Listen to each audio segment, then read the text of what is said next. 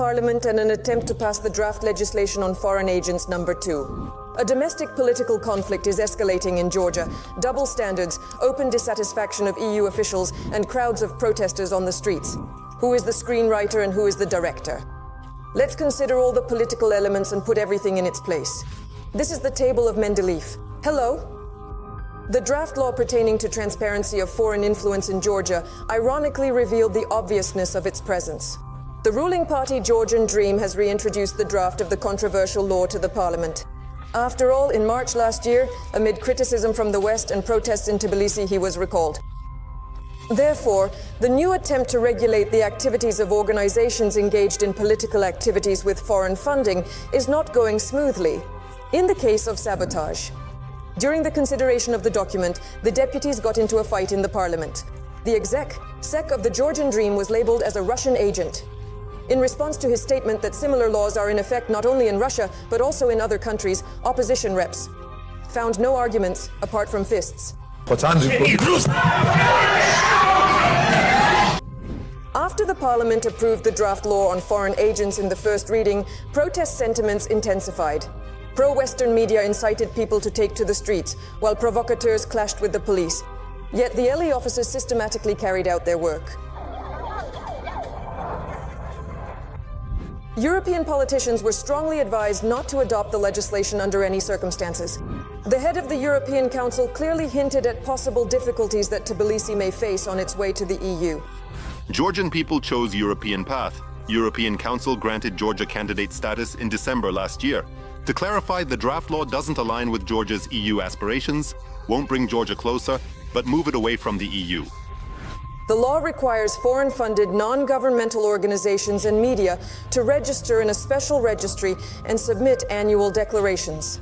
This implies that manipulating Georgian minds will become more challenging. And that is why the West became anxious that their privileged foreign agents were being influenced. But the president of Georgia, who is also a former citizen of France, stated that she will veto the bill. But to overcome it, the country needs a simple majority in parliament. The Prime Minister assured that Tbilisi will not back down from adopting the law, despite criticism from other countries.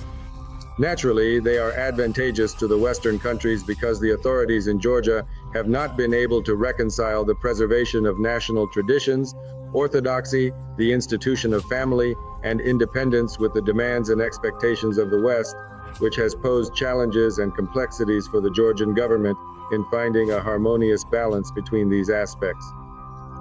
During the course of the past year, we have encountered multiple instances of confrontation with Eurostructures, as well as the United States of America on numerous occasions. For reference, the law on the registration of foreign agents was adopted in the USA as far back as 1938. In July 2016, a law on transparency of funding for NGOs was passed in the country of Israel. In Australia, the law on the system of transparency of foreign influence has been in effect since 2018. On the 27th of March 2024, the lower house of the French Parliament gave approval to a bill concerning the prevention of foreign interference. In the case of Georgia, a similar law suddenly contradicts the values for some reason. The circle is complete, and the rubber definition of European postulates is bursting at the seams. The crisis against the backdrop of the draft law is advantageous for organizing a change of government to a more Western-friendly regime. Provocations will persist until the authorities employ force. This strategy will also be utilized by the West as a means to oppose and undermine the current government in power.